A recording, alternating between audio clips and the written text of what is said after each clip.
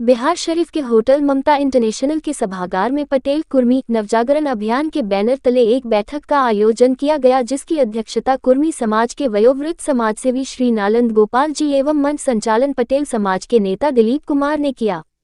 बैठक का मुख्य मुद्दा कुर्मी चेतना रैली 12 फरवरी 1994 के 30 वर्ष पूरे होने पर जिस तरह गुजरात में नर्मदा तट पर सरदार पटेल की भव्य प्रतिमा स्टेचू ऑफ यूनिटी का निर्माण किया गया है, उसी तरह पटना के मरीन ड्राइव पर भी गंगा तट पर सिर्फ पटेल समाज के ही गौरव नहीं बल्कि देश के गौरव कुर्मवंशी छत्रपति शिवाजी महाराज की भव्य प्रतिमा लगाई जाए। इसी के तहत दिनांक 12 फरवरी 2024 को पटना के मरीन ड्राइव पर जेपी सेतु के पास कुर्मी समाज का महाजुटान होने जा रहा है। इसी के लिए हर जिले में निमंत्रण के तहत नालंदा में भी आज कुर्मी समाज का बैठक किया गया। कुर्मी समाज की बैठक को संबोधित करते हुए दिलीप कुमार एवं समाज के समाजसेवियों ने 12 फरवरी को वहां आने का निमंत्रण दिए। दिलीप कुमार ने समाज के लोगों से आग्रह करते हुए कहा कि आप लोग अपनी बेहतरी एवं समाज को मजबूत बनाने के लिए 12 फरवरी को पटना के मरीन ड्राइव अवश्य चले एवं अपनी एकजुटता का परिचय देते हुए सरकार पर छत्रपति महाराज की प्रतिमा लगाने पर दबाव बनाए। इस कार्यक्रम में उस समय के कुर्मी चेतना महारैली में महत्वपूर्ण भूमिका निभाने वाले doctor Biresh Prasad Sinha,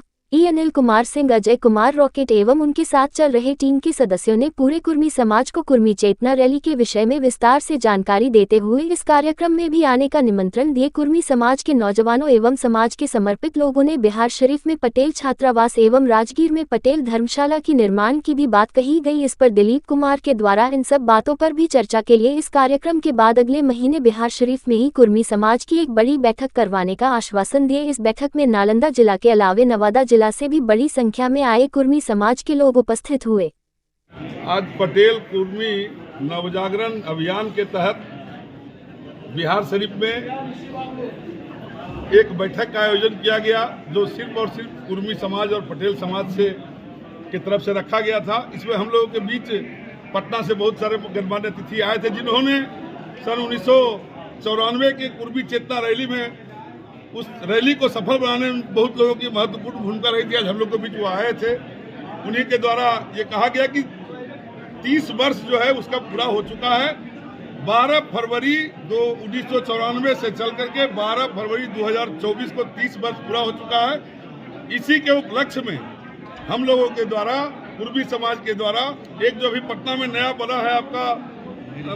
marine drive, उसमें जेपी सेतु है। जेपी सेतु के नजदीक हिंदुस्तान के प्रतीक, सिर्फ पटेल और कुर्मी समाज नहीं बल्कि हिंदुस्तान के प्रतीक आदरणीय क्षत्रिय छत्रपति शिवाजी महाराज का जो है वहाँ बहुत बड़ा, जिस तरह से गुजरात में पटेल जी का जो है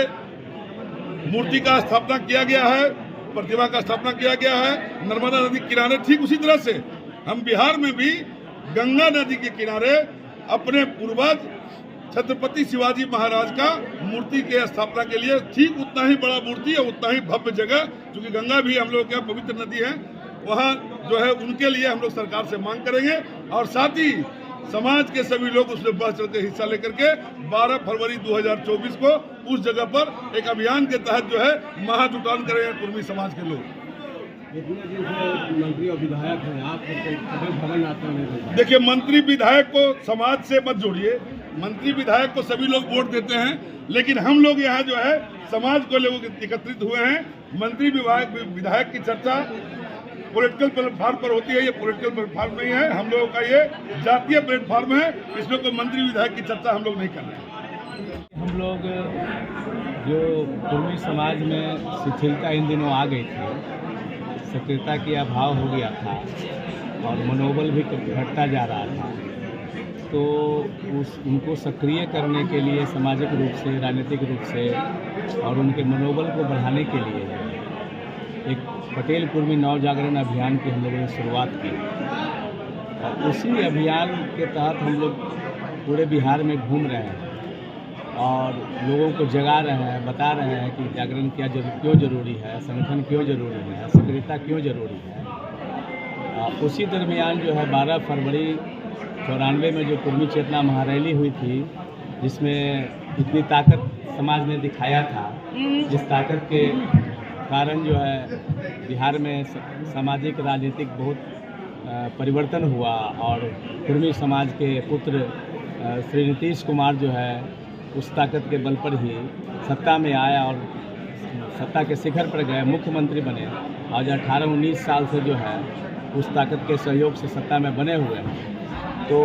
उसको हम लोग याद करते हुए 12 फरवरी को याद करते हुए